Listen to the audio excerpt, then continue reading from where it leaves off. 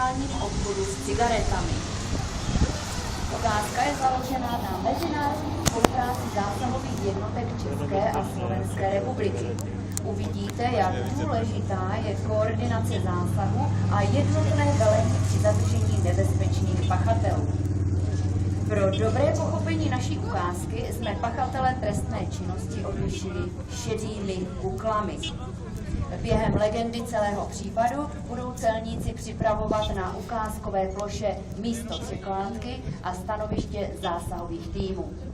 Nyní k legendě.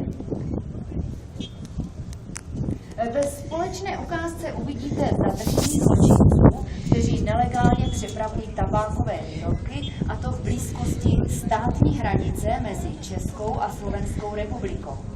Většinou na smluvené místo přijede dodávka s cigaretami a pachatelé zboží překládají do osobních vozidel. Poté jej rozvážejí přímo odběratelům.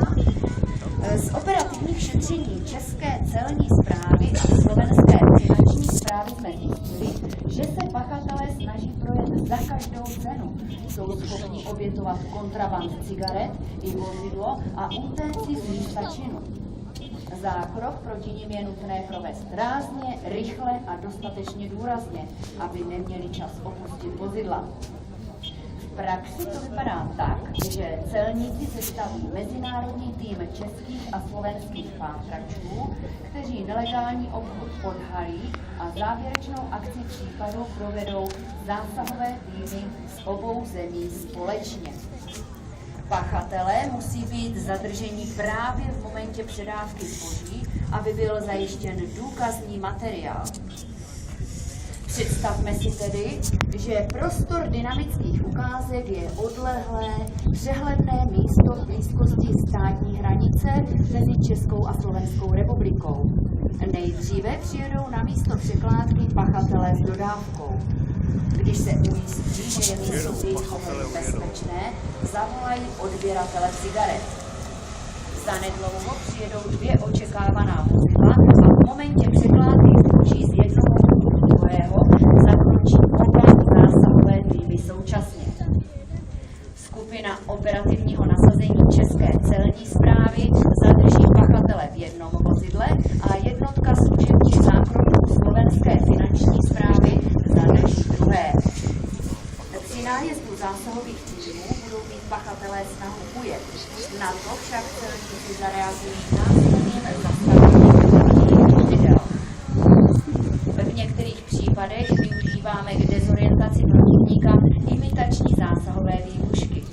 Při jejich použití není pachatel několik vteřin schopen reagovat. V naší ukázce budou tyto prostředky se zvýšenou hladinou hluku použity.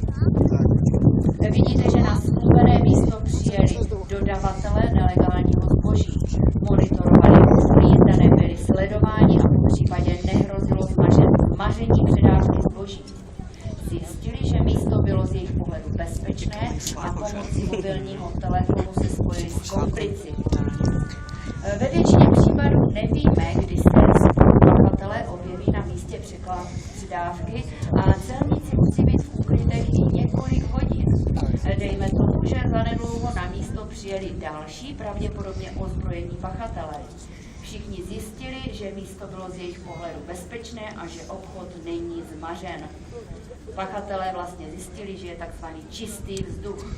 Velmi důležitá je nyní úloha skrytého pozorovatele skupiny operativního nasazení. Ten celou předávku sleduje a dá povel k zahájení akce. Nyní nastal čas zakroku skupiny operativního nasazení.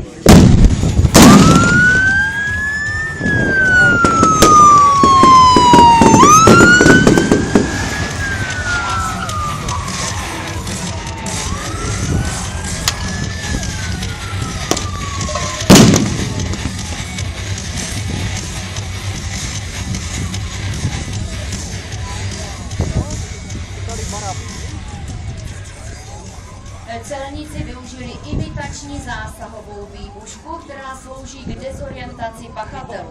Z předem vybudovaného pozorovacího stanoviště zasahoval jeden z týmů skupiny operativního nasazení. Členové dalších zásahových týmů zadrželi nebezpečné pachatele, kteří se snažili ujet z místa činu.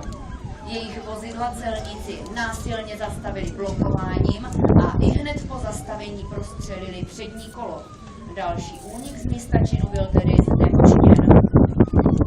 Čeští celníci zadrželi pachatele na českém území a slovenští na slovenském.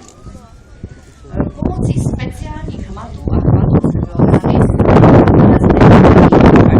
podroben bezpečnostní prohlídce.